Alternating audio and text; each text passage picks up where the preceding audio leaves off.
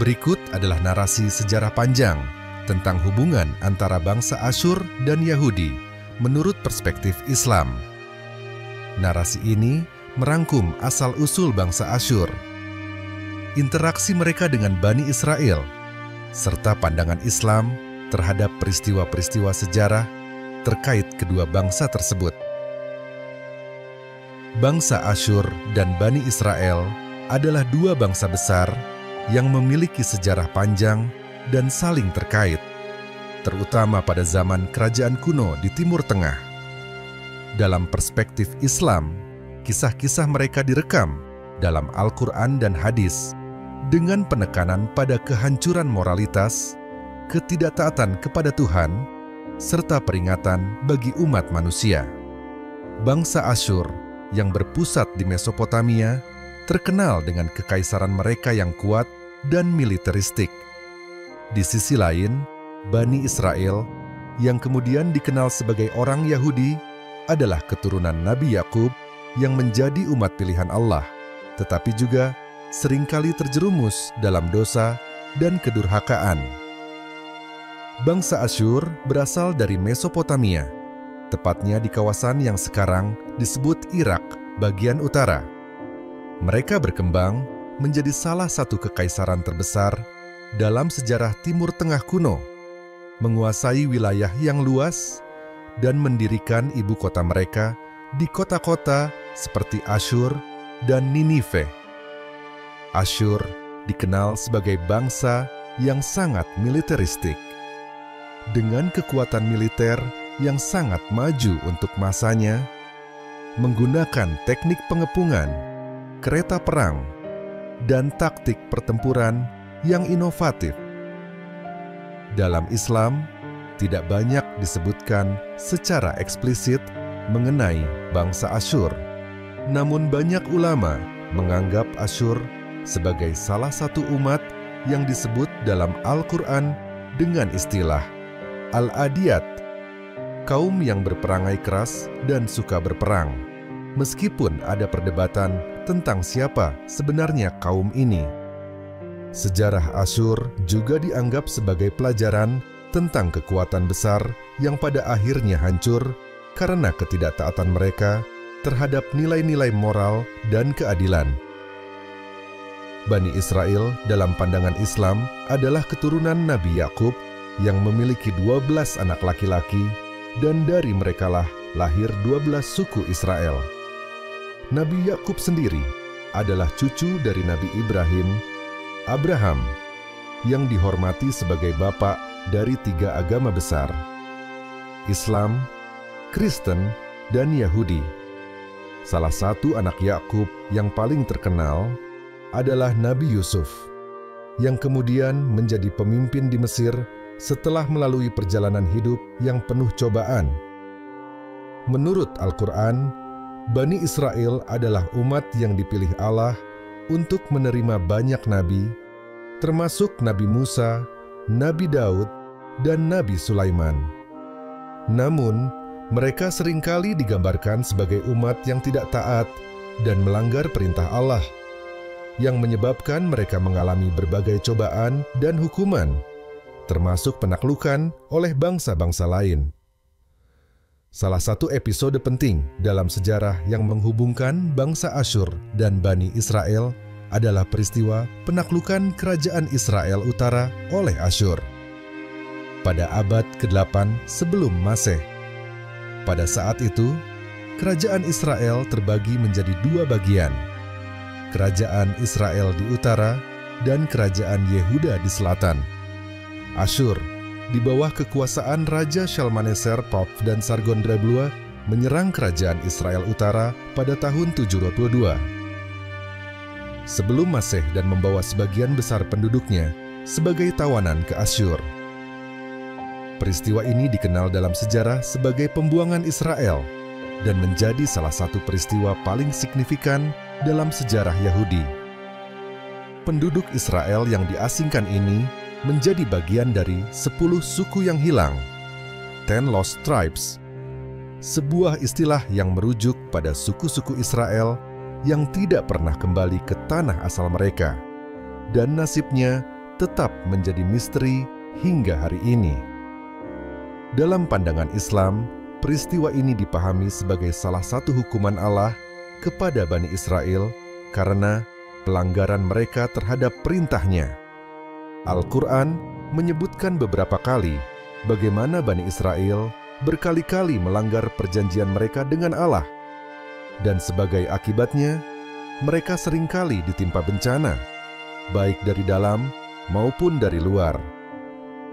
Salah satu tokoh penting yang menghubungkan bangsa Asyur dan narasi Islam adalah Nabi Yunus. Menurut Al-Quran, Nabi Yunus diutus oleh Allah untuk berdakwah kepada penduduk Ninive, ibu kota Asyur yang terkenal dengan kekejamannya dan kerusakan moral. Awalnya, penduduk Ninive menolak pesan Nabi Yunus, dan Nabi Yunus pun meninggalkan kota tersebut dengan perasaan marah. Namun, dalam kisah yang terkenal, Nabi Yunus kemudian ditelan oleh seekor ikan besar. Dalam beberapa tafsir disebut ikan paus, setelah ia terombang-ambing di lautan. Setelah bertobat dan memohon ampun kepada Allah, Yunus dikeluarkan dari perut ikan tersebut dan kembali ke Ninive. Kali ini, penduduk Ninive mendengarkan seruan Nabi Yunus, bertobat dari dosa-dosa mereka, dan Allah menunda hukumannya atas mereka. Kisah ini menjadi salah satu pelajaran penting dalam Islam tentang kekuatan doa dan pengampunan, serta peringatan bagi bangsa-bangsa yang kuat namun durhaka terhadap perintah Allah. Setelah kekalahan kerajaan Israel Utara, kerajaan Yehuda di selatan tetap bertahan selama lebih dari 1 abad. Namun, pada akhirnya, Yehuda pun ditaklukkan, kali ini oleh bangsa Babilonia, yang telah menggantikan Asyur sebagai kekuatan dominan di kawasan tersebut. Pada tahun 546 sebelum Masehi, Raja Nebukadnezar II dari Babilonia menyerang Yerusalem, menghancurkan bait suci yang dibangun oleh Nabi Sulaiman, dan membawa sebagian besar penduduk Yehuda ke pengasingan di Babilonia. Peristiwa ini dikenal sebagai pembuangan Babilonia dan menjadi salah satu momen paling tragis dalam sejarah Yahudi. Dalam pandangan Islam, pembuangan ini juga dilihat sebagai hukuman Allah atas ketidaktaatan Bani Israel, sebagaimana tercatat dalam berbagai ayat Al-Quran. Pembuangan ini juga menjadi momen refleksi spiritual bagi Bani Israel yang kemudian membangun kembali identitas agama mereka dalam pengasingan. Kekaisaran Asyur, meskipun sangat kuat dan dominan selama beberapa abad, akhirnya mengalami kejatuhan. Pada abad ke-7 sebelum Masehi, Kekaisaran Asyur diserang oleh koalisi Babilonia dan Media, yang berhasil menghancurkan Ninive pada tahun 612 sebelum Masehi. Setelah kehancuran ibu kota mereka, Kekaisaran Asyur dengan cepat runtuh, dan bangsa mereka menghilang dari sejarah. Dalam perspektif Islam, kehancuran Asyur dapat dipahami sebagai contoh lain dari bagaimana kekuasaan besar dapat runtuh jika mereka tidak taat kepada perintah Allah. Ini juga menjadi pengingat bahwa kebesaran duniawi tidak ada artinya tanpa ketaatan kepada Tuhan. Setelah pembuangan di Babilonia, sebagian besar orang Yahudi akhirnya kembali ke tanah air mereka di bawah pemerintahan Persia. Namun, hubungan mereka dengan Allah terus digambarkan dalam Islam sebagai penuh tantangan. Meskipun Allah telah mengutus banyak nabi kepada mereka, termasuk Nabi Zakaria, Nabi Yahya, dan Nabi Isa, sebagian besar Bani Israel terus menolak dan bahkan membunuh beberapa nabi yang diutus kepada mereka. Islam menekankan bahwa Bani Israel adalah umat yang diberkahi dengan banyak nabi dan rahmat. Tetapi mereka juga diperingatkan tentang akibat dari ketidaktaatan dan keangkuhan. Al-Quran menjelaskan bahwa umat Islam harus belajar dari sejarah Bani Israel, bahwa rahmat Allah selalu datang dengan tanggung jawab dan kesalahan yang sama tidak boleh diulang. Dalam pandangan Islam, sejarah bangsa Asyur dan Bani Israel adalah kisah yang syarat dengan pelajaran moral. Bangsa Asyur mewakili kekuasaan besar yang akhirnya runtuh karena penyalahgunaan kekuasaan dan ketidaktaatan kepada Allah. Sementara Bani Israel adalah umat yang diberi banyak kesempatan oleh Allah melalui nabi-nabinya, tetapi seringkali gagal dalam memenuhi tanggung jawab mereka sebagai umat yang dipilih. Kisah-kisah ini mengandung pelajaran penting tentang ketaatan, kekuasaan, dan kehancuran. Islam memandang bahwa sejarah bukan hanya tentang peristiwa masa lalu, tetapi juga tentang pelajaran moral yang harus diambil oleh umat manusia sepanjang masa. Dalam pandangan sejarah Islam, Bani Israel memainkan peran penting dalam banyak kisah yang diungkapkan dalam Al-Quran dan tradisi Islam. Salah satu periode penting dalam sejarah mereka adalah ketika mereka mengalami penindasan dan perbudakan, salah satunya di bawah kekuasaan bangsa Asyur. Meskipun perbudakan Bani Israel oleh bangsa Asyur tidak diceritakan secara langsung dalam Al-Quran seperti halnya dengan kisah mereka di Mesir, peristiwa ini menjadi bagian dari narasi sejarah yang penting dalam konteks umum sejarah umat Yahudi yang disebutkan dalam berbagai literatur Islam dan karya tafsir. Mari kita telaah lebih dalam mengenai perbudakan Bani Israel di bawah bangsa Asyur dalam konteks versi Islam, serta hubungannya dengan kisah para nabi dan pandangan sejarah yang berkembang di wilayah Muslim. Dalam pandangan Islam, Bani Israel adalah umat yang telah menerima wahyu Allah melalui para nabi mereka, namun juga sering digambarkan sebagai umat yang berulang kali melanggar perjanjian dengan Tuhan. Al-Quran mengisahkan berbagai kejadian di mana Bani Israel menyimpang dari petunjuk yang telah diberikan kepada mereka melalui nabi-nabi seperti Nabi Musa, dan bagaimana mereka kemudian dihukum atas pelanggaran tersebut.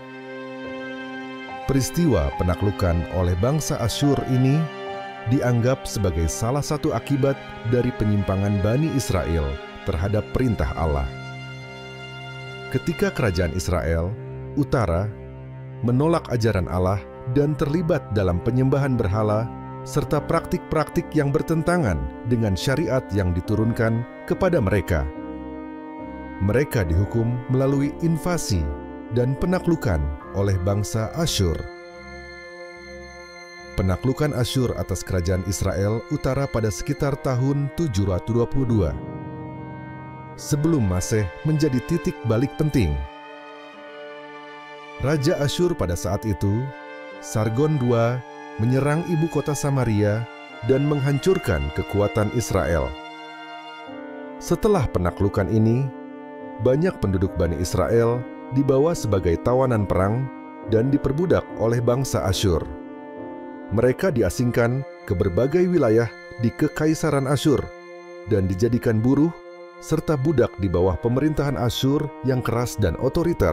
Meskipun tidak ada perincian eksplisit mengenai perbudakan Bani Israel di bawah bangsa Asyur dalam Al-Quran, para ulama dan ahli tafsir Islam menafsirkan berbagai ayat yang menyebutkan hukuman yang diberikan kepada Bani Israel karena pelanggaran mereka terhadap ajaran Tuhan.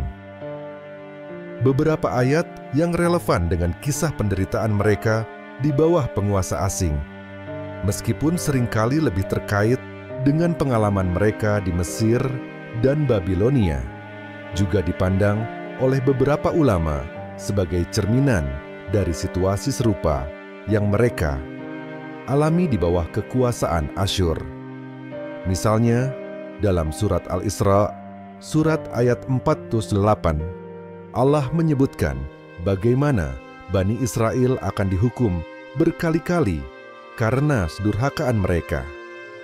Banyak ulama mengaitkan ayat ini dengan dua kehancuran besar yang dialami oleh Bani Israel, yaitu kehancuran kerajaan Israel Utara oleh Asyur, dan kemudian kehancuran kerajaan Yehuda oleh Babilonia. Dalam tradisi Islam, penaklukan oleh bangsa Asyur sering dianggap sebagai hukuman ilahi atas pelanggaran-pelanggaran yang dilakukan oleh Bani Israel. Bangsa Asyur yang dikenal sebagai penakluk yang kejam menjadi alat Tuhan untuk menghukum umat yang telah menyimpang dari ajarannya. Peristiwa ini juga mengingatkan Bani Israel akan pentingnya kembali kepada ketaatan kepada Tuhan dan meninggalkan penyimpangan dalam bentuk penyembahan berhala dan ketidakadilan sosial.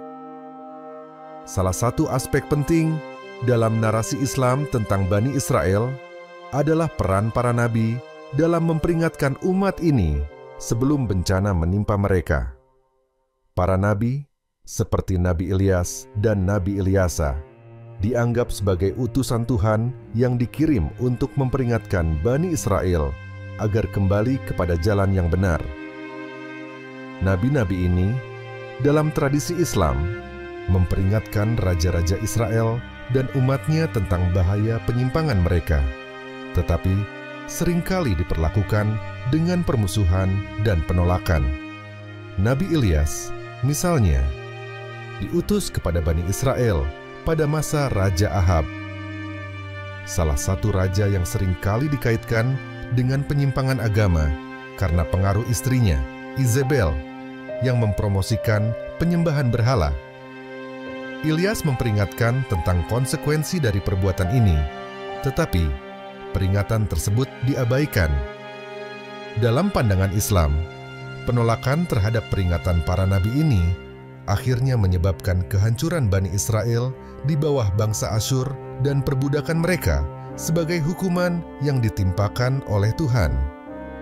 Setelah penaklukan Asyur, Bani Israel mengalami pengasingan yang dikenal sebagai diaspora Asyur. Banyak dari mereka yang diasingkan tidak pernah kembali ke tanah air mereka dan tersebar di berbagai wilayah yang dikuasai oleh bangsa Asyur. Pengalaman pengasingan ini meninggalkan bekas yang mendalam dalam sejarah Bani Israel dan menjadi salah satu penyebab utama hilangnya 10 suku Israel yang lenyap dari sejarah setelah peristiwa ini. Pengasingan ini juga berdampak pada identitas keagamaan dan sosial Bani Israel. Di bawah tekanan kekuasaan asing, mereka berjuang untuk mempertahankan keyakinan mereka dan menghadapi tantangan asimilasi dengan budaya dan agama bangsa Asyur. Dalam beberapa kasus, pengaruh agama asing mulai meresap ke dalam kehidupan mereka, tetapi ada juga yang tetap setia pada ajaran yang dibawa oleh nabi-nabi mereka.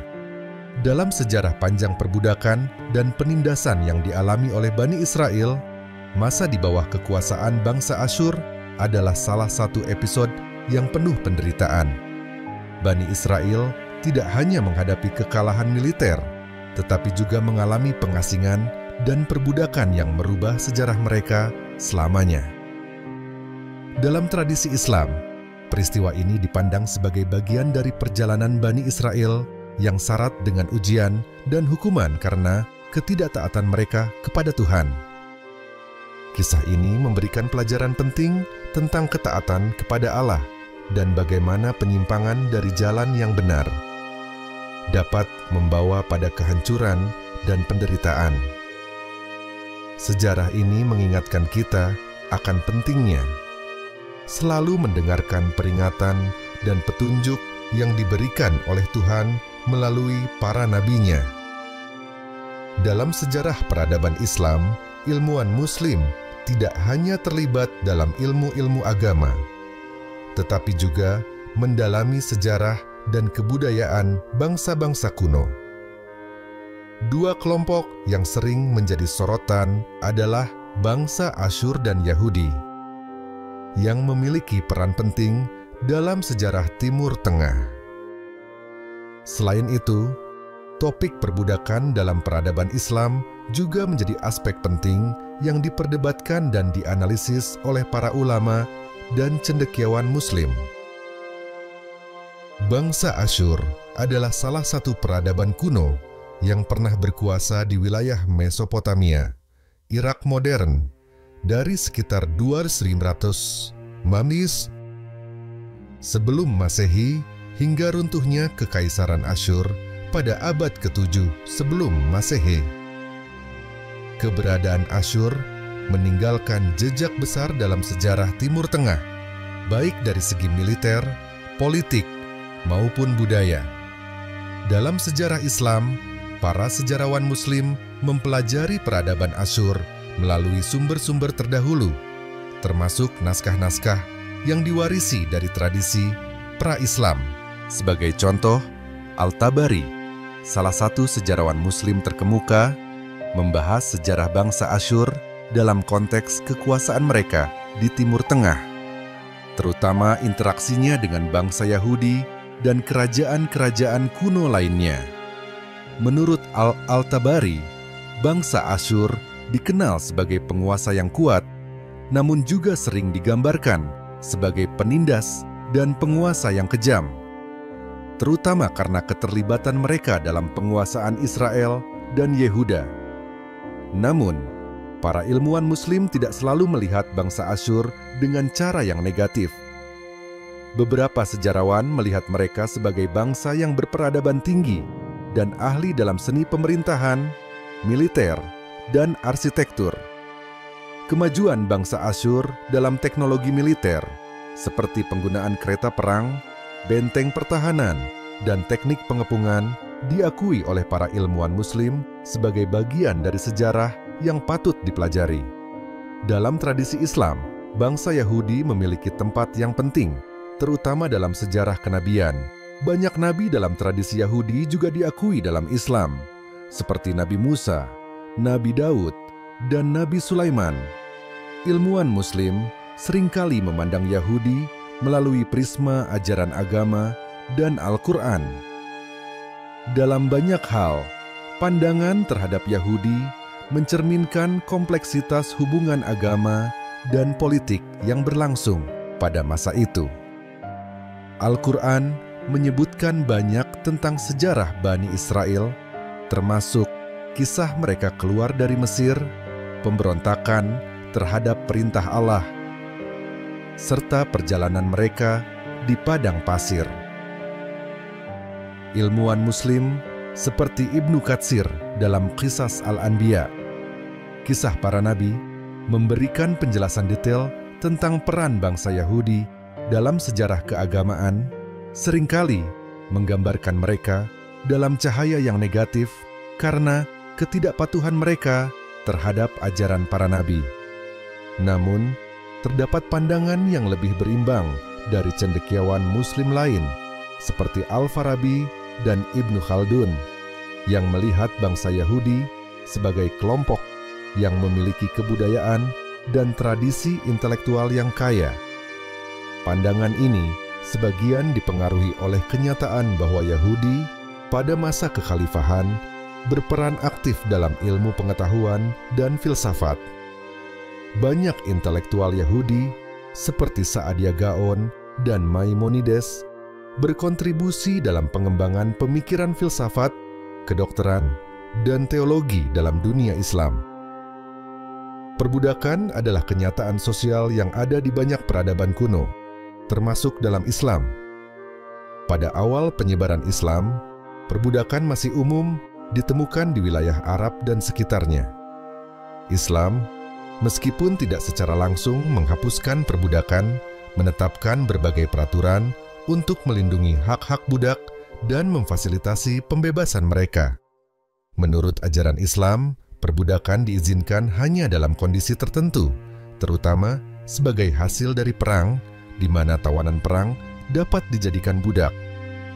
Namun, ada banyak anjuran dalam Al-Quran dan hadis untuk membebaskan budak sebagai perbuatan amal yang besar. Pembebasan budak juga seringkali dikaitkan dengan penghapusan dosa atau hukuman tertentu dalam hukum Islam.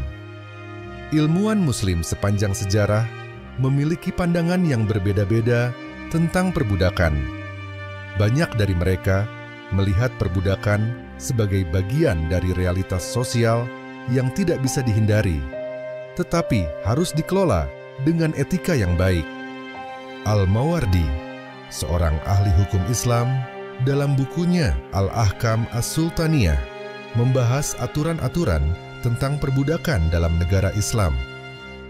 Ia menekankan pentingnya memperlakukan budak dengan baik, memberi mereka hak-hak dasar, dan mendorong pembebasan mereka jika memungkinkan. Ibnu Khaldun, sejarawan dan filsuf besar dari dunia Islam, dalam Muqaddimah membahas perbudakan dalam konteks sejarah peradaban. Menurut Ibnu Khaldun, perbudakan adalah produk dari ketidakseimbangan kekuatan antara bangsa-bangsa, di mana yang kuat menaklukkan yang lemah. Namun, ia juga menekankan bahwa perbudakan tidak selamanya berdampak negatif bagi individu yang diperbudak, karena banyak budak yang kemudian dibebaskan dan berkontribusi dalam masyarakat Islam. Ibnu Rushd, Averroes, filsuf dan cendekiawan besar dari Andalusia, juga memberikan pandangan tentang perbudakan dalam tulisan-tulisannya tentang hukum dan etika. Ibnu Rushd menekankan bahwa perbudakan harus diperlakukan dengan hati-hati dan menyoroti pentingnya moralitas dalam memperlakukan budak. Ia berpendapat bahwa perlakuan yang baik terhadap budak adalah cerminan dari keadilan dan moralitas Islam.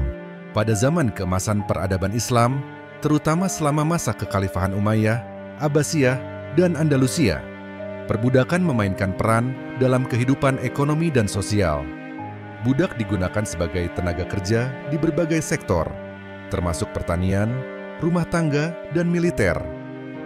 Budak militer, yang dikenal sebagai gulam atau mamluk, seringkali mendapat pendidikan militer dan bisa naik pangkat dalam masyarakat Islam, seperti yang terjadi di Kesultanan Mamluk di Mesir. Namun, perbudakan dalam Islam tidak sepenuhnya bersifat permanen. Banyak budak yang memperoleh kebebasan melalui pembebasan oleh majikan mereka atau melalui usaha mereka sendiri.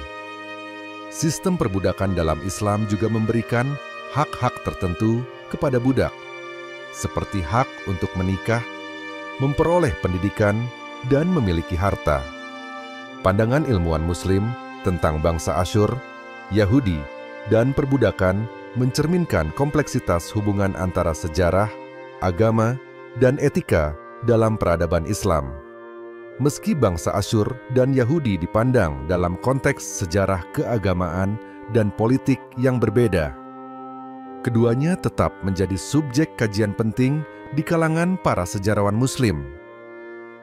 Sementara itu, perbudakan di masa Islam dipandang sebagai fenomena yang perlu diatur secara etis, dengan anjuran untuk membebaskan budak dan memperlakukan mereka dengan adil.